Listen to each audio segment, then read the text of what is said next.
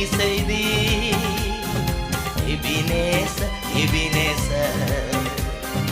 இதுவரை உதவி செய்தி எபினேசர் அதிகாலை ஸ்தோத்திர பலி அப்பா